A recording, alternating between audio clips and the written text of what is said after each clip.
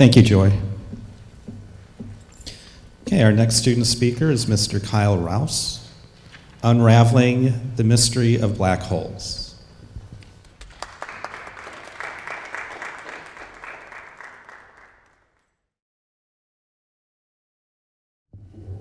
Okay, so I'd like to thank everyone for coming out to the 23rd Annual Mancini Science Symposium. My name is Kyle Rouse, and I'm going to do a presentation on black holes.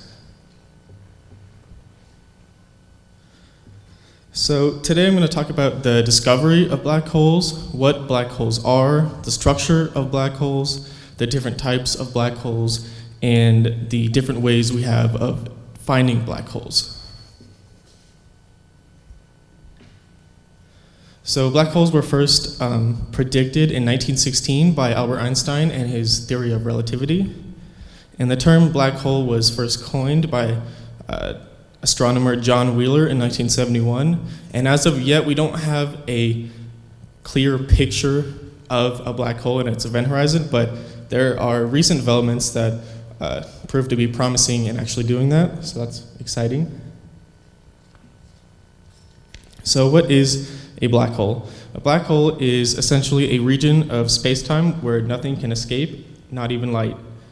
And they are the result of a collapsed star. So when a star uses up enough of its fuel, it can no longer maintain its hydrostatic equilibrium, which means that it cannot balance the gravitational forces pulling inwards with the fusion forces pushing outwards.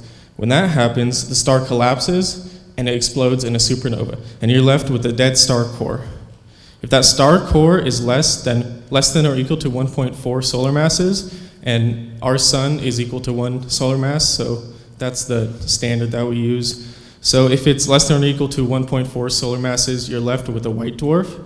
And the white dwarf, if it overcomes 1.4 solar masses, it overcomes its electron degeneracy. So the electrons, the particles fuse together, and you're left with neutrons. And I'll get into how they can actually gain mass in my next slide.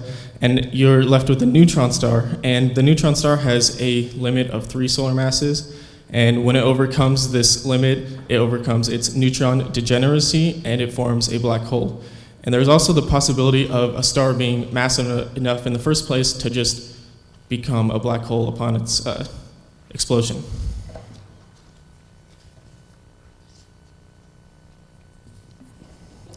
So the structure of a black hole. So in the very center of a black hole, you have what's called a singularity. The singularity is a single point in space of infinite density and 0 volume. And this singularity is where all of the mass in the black hole is located. You also have what's called the event horizon, or the edge of the black hole. This is also known as the Schwarzschild radius. And pretty much this means that this is the point of no return. So once you go past this Schwarzschild radius, the escape velocity is faster than the speed of light. So since nothing can travel faster than the speed of light, nothing can escape it. You also have, there's a possibility of having an accretion disk. So an accretion disk happens when, let's say you have a black hole that's in a binary system with like another star. When that star passes the Roche limit, it will start falling into the black hole, and it will be torn apart. So the Roche limit is the closest distance an object can be without being sucked in and pulled apart. And when that happens, the mass of the black hole actually it gains mass, and its Schwarzschild radius increases in size a little bit.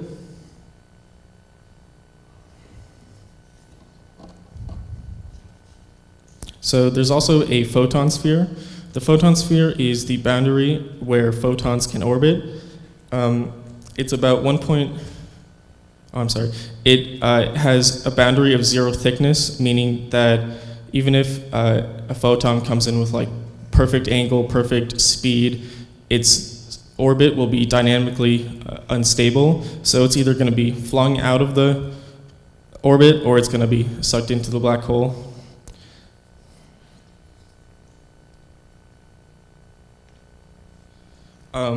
There's also, in rotating black holes, there's the ergosphere. So the ergosphere is the region around the black hole where pretty much nothing can stand still. What's going on is called frame dragging, where the rotation and large mass of the black hole is actually dragging space-time around with it while it's spinning. So if a particle enters this ergosphere, it will actually change its velocity direction to match the rotational direction of the black hole. And when that happens, it can actually leave with more speed and energy than when it entered. If that happens, then that energy is taken from the rotational energy of the black hole and it slows it down.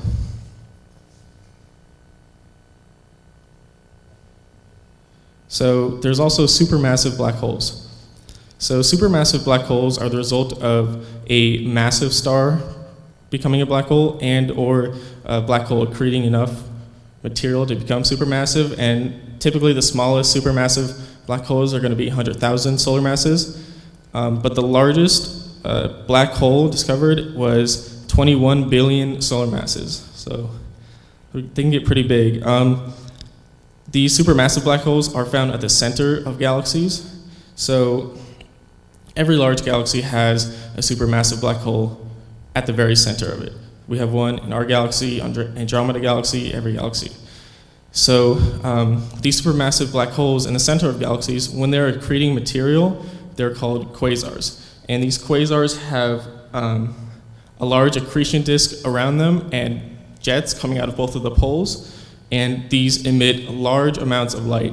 So what happens here is, as the material is falling towards the black hole, the material closest to the edge of the black hole is spinning, it's going faster than the material further away, and it rubs on itself. This creates friction and heat, and it releases energy in the form of light, typically in the radio wave and X-ray part of the spectrum. And these objects are some of the most luminous objects that have ever been observed. So how do we even know that black holes exist? Well, so we can observe stars orbiting what seems like nothing. So over here on the right is, this is the orbits that are plotted of stars orbiting a central point in our Milky Way galaxy.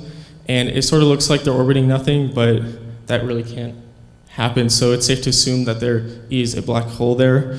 And like I talked about, accretion disks can also emit light, and you can detect them that way. So today I talked about the discovery of black holes, what black holes are, the structure of black holes, the types of black holes there are, and the different ways of detecting them. So black holes are some of the most complex and illusory objects known, and I hope that after today you know more about black holes and that the mystery surrounding them doesn't seem so mysterious after all. Thank you.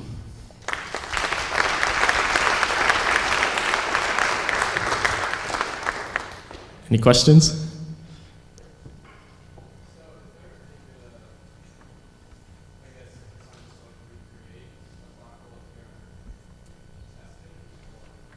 Well, I mean, so there can be really small black holes. Like if our Earth was somehow compacted enough, it would need to be condensed to about 5.5 millimeters, and then it would turn into a black hole. But there's really no way to really create one. Yes. Well, black holes can be absorbed by other black holes, and in Hawking radiation, he suggests that they actually radiate and lose mass over time, but that would take an extremely long amount of time. So. What made Einstein think Well, now I don't really know the specifics, but he was using his theory of relativity, and he was a genius when it comes to physics, and he really sort of defined space-time. And from what I remember, there was a guy in like the late 1800s, that first sort of said, what if there's enough mass located in a central point? What would that do? Einstein sort of expanded on that using his theories to say that this should happen and that these should exist.